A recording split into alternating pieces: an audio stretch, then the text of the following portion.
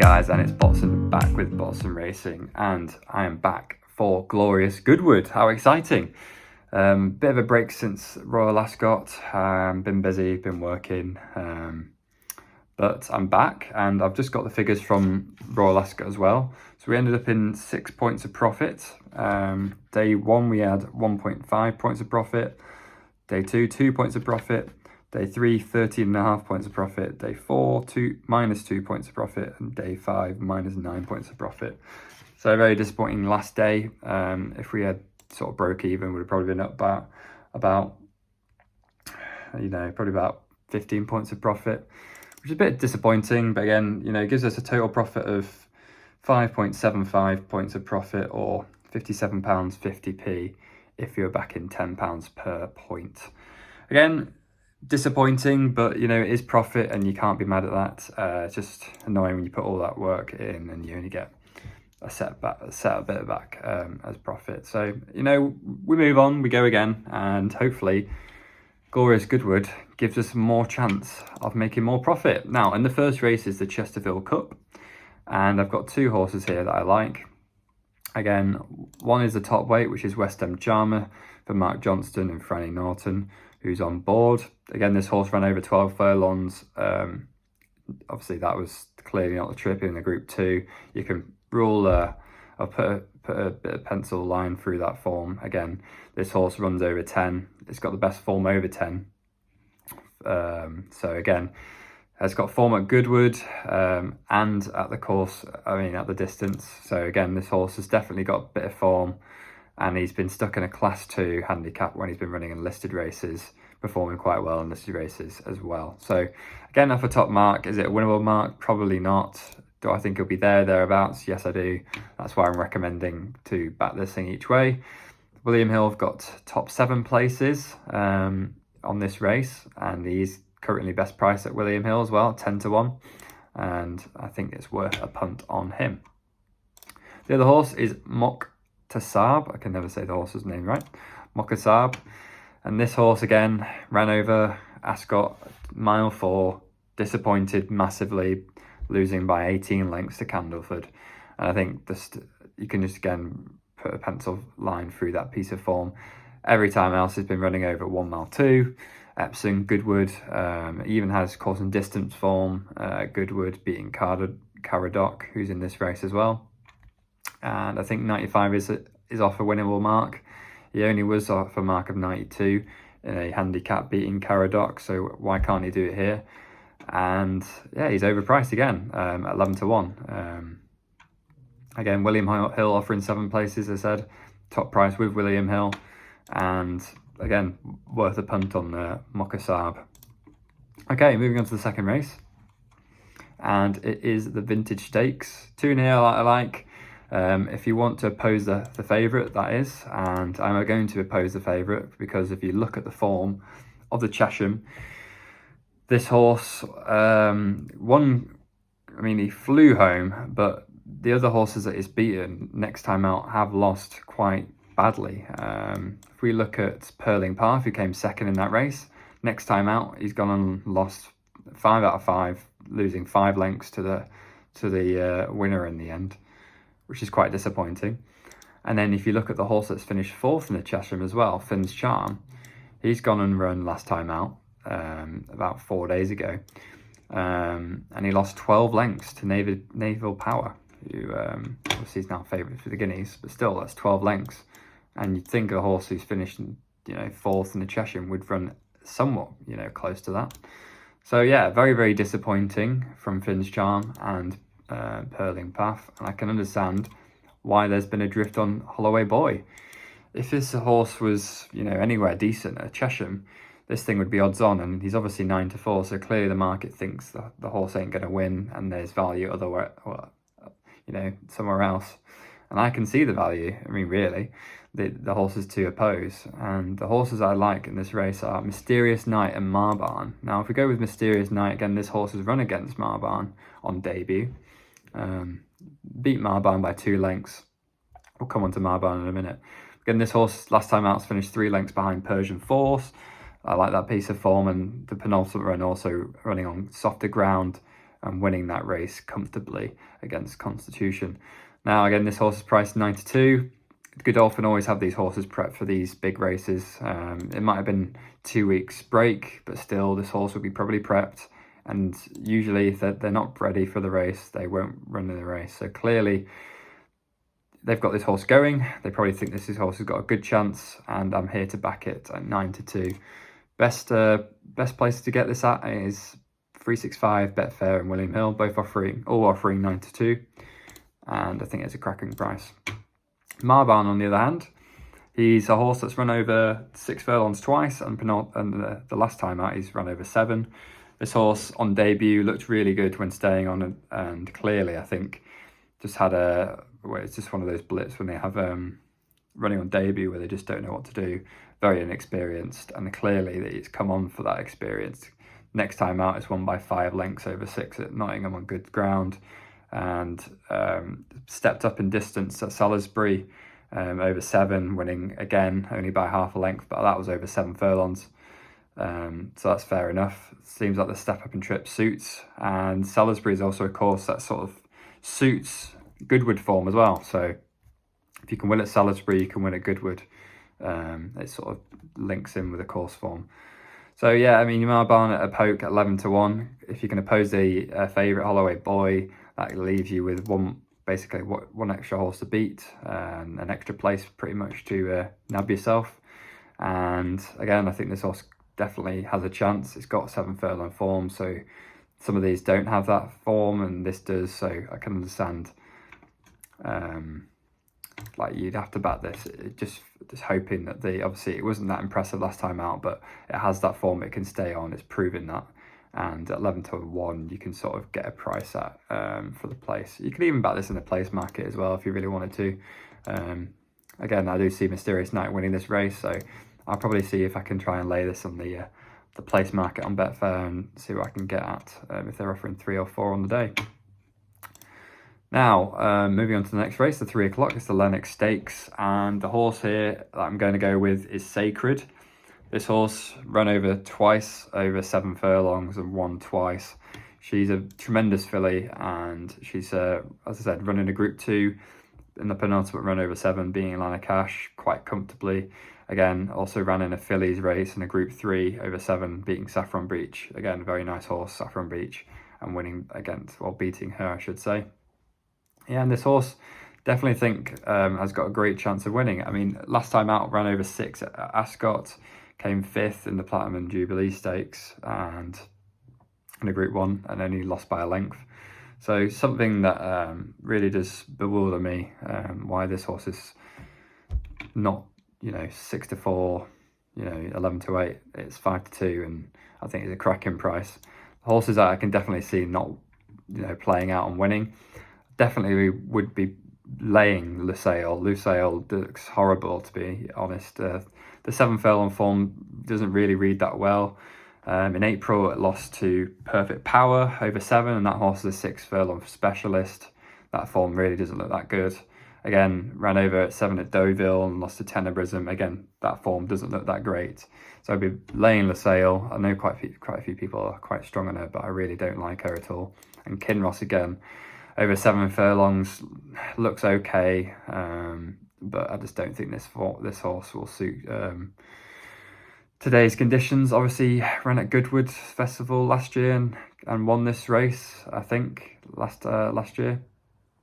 But I can't be having it. It's too short, and I think Sacred will win this race. Ever Given is another one at a big price. I think this horse has got 7 furlong form, better than the other horses in this race.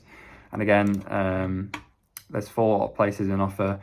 365 are offering top 4. Same with Betfair, Paddy, and William Hill, all at 16s. And I think this is worth a poke. Definitely think this has got a good chance and is well overpriced. Okay. Moving on to the feature race is the Goodwood Gold Cup, and I have to bet this horse just because it's probably going to be his last race. If he wins, then it's a winning tip, isn't it? So Stradivarius, he's got to be up there. 4-1 is just way too big in my opinion.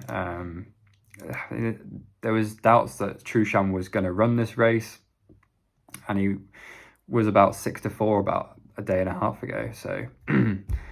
don't understand the drift. I think this horse did look pretty troublesome when Frankie had him coming round the bend.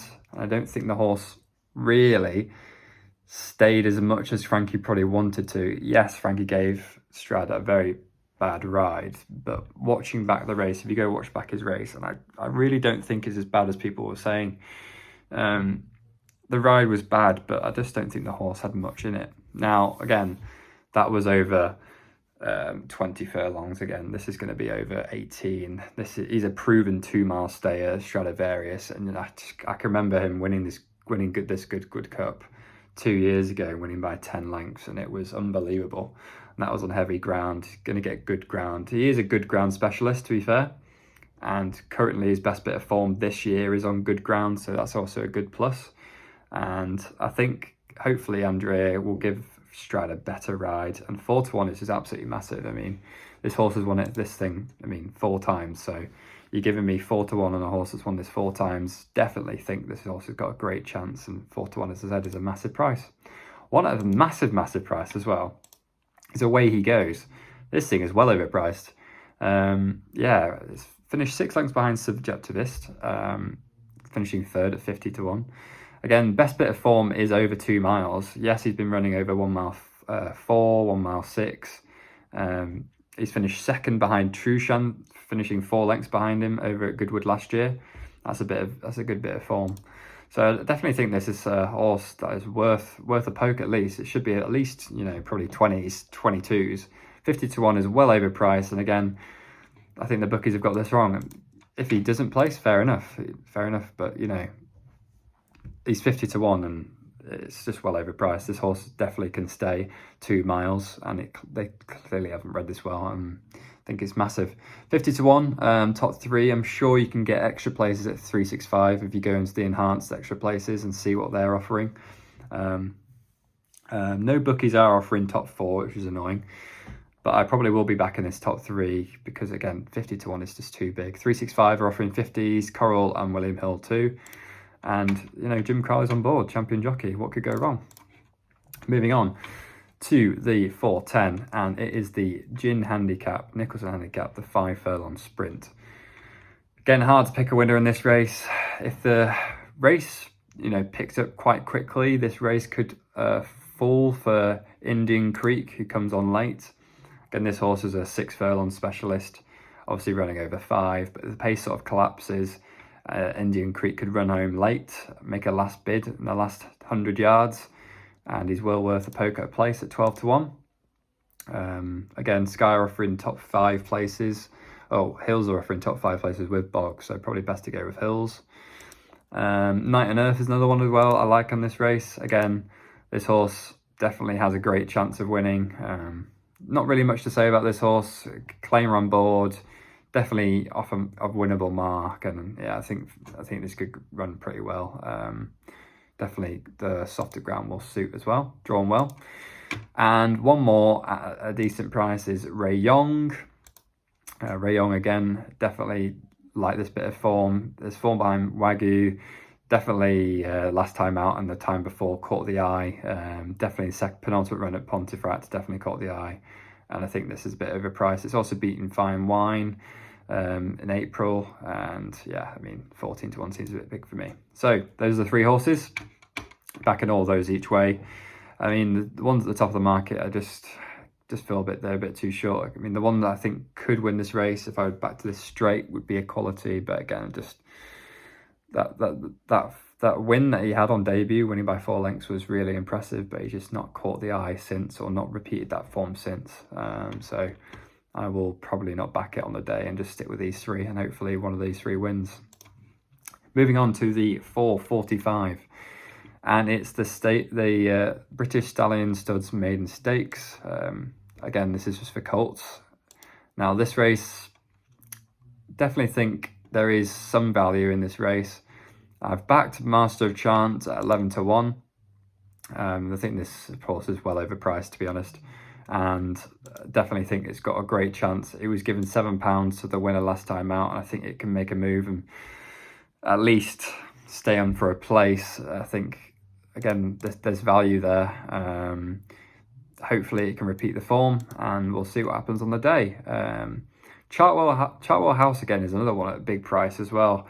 Been pretty running 3 pretty recently. Both runs seem to be sort of not gaining much experience and sort of not switching on. And if this horse was race smart, I think this horse could be a really good horse and really smart horse.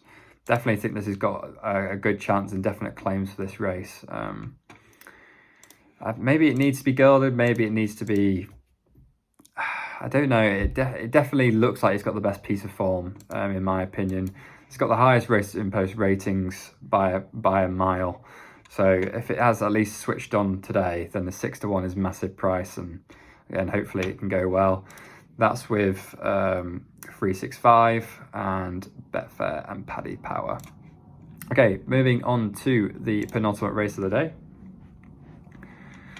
And it is the handicap, the Class 3 handicap 1 miler for fillies. And the only horse I will be backing in this race is Breaking Light. Again, this horse won very, very nicely in good style over 7 furlongs last time out on handicap debut. Return to a mile definitely could suit. Hopefully it can stay the extra furlong. Fingers crossed, because that run last time out was very impressive. Again, off a mark of 77 seems very, very low. And Hollowdale on board with Carl Burke. I mean, what more can you want? Carl Burke's in fantastic form. Hollowdale's just a great jockey at the moment. And I mean, realistically, what could go wrong? Crystal Capri, again, horse rated very, very, very highly at 87. Again, I think that mark's probably about right now. I mean, I don't know why Ryan Moore sort of wasted his handicap mark by winning by 7 lengths. Maybe he thinks there's more to come on this horse, but I think it's just, I think it's thereabouts now. I think it's a 90s horse, and he's got £10 to give to Breaking Light. I think he can win very, very nicely here. And that is with Bet365, Ladbrokes, Paddy Power and Coral. There you go. Moving to the last race of the day, and it is the World Pool EBF Fillies Handicap for 3-year-olds and over, Class 3. 2 horses I like in this race. The one that I like the most is actually Grantley Hall. Now, last time out was definitely not his best piece of form. Definitely think she just disappointed massively. Odds on favourite, losing in a 3-runner race. I mean, definitely disappointing. If you watch that race, she raced very, very freely. She just didn't switch on. I think she needed to be ridden a bit better. I think, in my opinion, she needs to be front runner, and hopefully Joanna Mason learns from that race. Hopefully she understands that probably she needs to lead, and she'll kick on. Again, probably blinkers will help next time if she does wear them. But hopefully Grantley Hall at a big price at 14s could outrun her odds. And yeah, hopefully the switch up in tactics, if Joanna can sort of lead from the front, then she's got a chance. And off a mark of 74 as well is very, very low in my opinion. Yeah, she disappointed last time out, but you look at the run previously at Redcar, she won by 4 3/4 lengths. She won by 5 lengths, and she's given a mark of 74. There's a bit of form in that race as well, with Willow Creek boosting the form. So again, I think the mark of 74 is a bit too low. If she switches up her tactics duration, she could run really well here and outrun her odds of 14-1. William Hill are offering top 4 at best odds with 14s. The only bookie with 14s, and I'll be all over that as soon as possible. The other horse is Kimngrace, sorry. Form boosted last time out against Sandbeck. Sandbeck's gone and won next time out, and again, mark of 85 seems pretty rubbish to me. It needs to be a lot higher. Very, very, very, very nice horse. She shapes up and looks like she's going to be off a mark of 100 come what may. And Ryan Moore again on board. Again, a jockey who's in bang on form at the moment, and again, I don't think he will disappoint with Kim and Grace. Not much to really say about this one. Again, ran over 6 in the penultimate race, winning by a neck of Dreams of Thunder, and that was a Class 3 handicapper for fillies at Goodwood, ironically. So again, got course and distance form in the same handicap, in the same sort of classification with fillies, and off a mark of 85 instead of 77. So again, I still think it got a great chance of winning at 4-1. And there we go. That's day one, and I've sort of rambled on for too long, I feel like. Again, leave any suggestions and tips or any horses that you fancy in the comments, any suggestions or any festivals or any races you would like me to look at and tip for, I'm here to do. I'll take a look at, and yeah, I'll see you tomorrow, guys, for day 2 of Goodwood Festival, and hopefully we can get some more winners there or thereabouts. All right, guys, see you tomorrow. Bye-bye.